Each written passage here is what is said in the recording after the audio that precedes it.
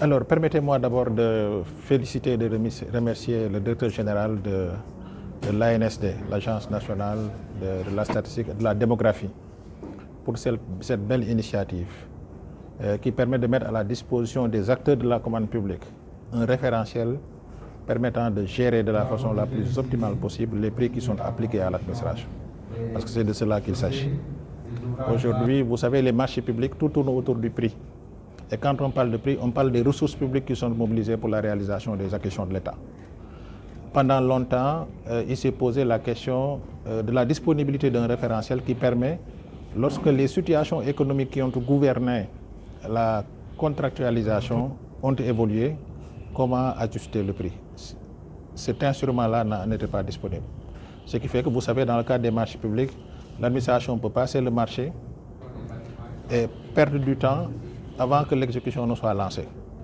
Et entre la conclusion et le lancement, il peut se passer un temps qui fait que le prix qui a été souscrit initialement ne soit plus adapté au moment de l'exécution. Dans d'autres hypothèses, c'est pendant l'exécution que le prix doit évoluer, parce que les circonstances économiques également ont connu une évolution.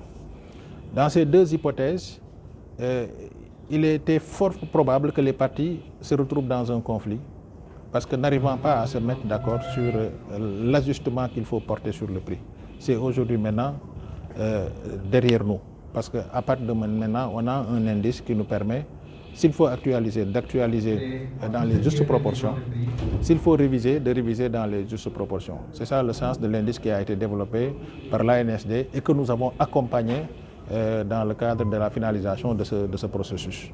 Donc aujourd'hui, pour nous, le régulateur, c'est une avancée remarquable dans la maîtrise des coûts qui sont appliqués à l'administration. C'est d'ailleurs la raison pour laquelle nous avons accompagné et nous avons assisté l'ANSD à aujourd'hui mettre à la disposition de tous les acteurs cet indice qui est extrêmement important. Ça, c'est un pas qui a été franchi dans cette perspective de maîtrise de ces errements qui entourent l'application des prix dans le cadre des marchés publics. Pourquoi un pas? Parce qu'aujourd'hui, ça nous permet, lorsque les situations économiques ont évolué, que l'opérateur ne puisse pas appliquer à l'administration un prix qui ne correspond pas à la réalité économique. Ça, c'est un. Mais ce n'est pas tout, parce que d'ailleurs, je l'ai annoncé dans mon discours de tout à l'heure, nous sommes en train d'ouvrir un nouveau chantier pour aller vers un référentiel des prix. Et ça permettra également de mieux cerner les conditions dans lesquelles les prix sont déterminés dans le cadre des procédures de la commande publique. Parce qu'avec le référentiel, désormais, l'administration aura la possibilité, chaque fois qu'une procédure de mise en concurrence est lancée, de vérifier si les prix qui sont proposés dans le cadre des offres sont en conformité avec ce qui est raisonnablement possible d'être demandé par rapport aux acquisitions qui sont commandées par l'administration. Ça va englober tous les secteurs. Le référentiel, en tout cas tous les prix qui sont appliqués dans le cadre de la mise en œuvre des procédures de la commande publique. L'administration fait des commandes dans presque tout. On aura un référentiel le plus représentatif possible pour que désormais qu'on ne puisse pas appliquer à l'administration des prix qui ne soient pas en cohérence et en congruence avec la réalité économique du moment.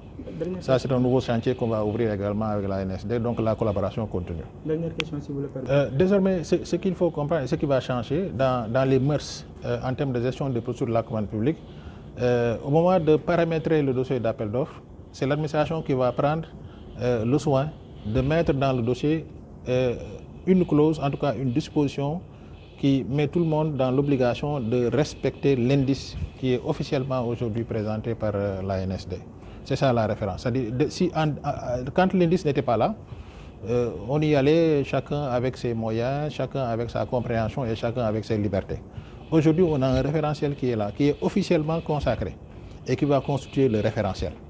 Et on met de l'ordre en quelque sorte dans la gestion des histoires de révision et d'actualisation. Et pour moi, c'est vraiment l'avancée remarquable qu'il faut saluer. Aujourd'hui, et nous, en tant que régulateurs, on est régulièrement sollicités parce que les parties n'arrivent pas à se mettre d'accord sur le prix qu'il faut mettre. Parce qu'il n'y avait pas d'indice, chacun avec sa propre compréhension. Maintenant, aujourd'hui, on a un indice qui est le référentiel.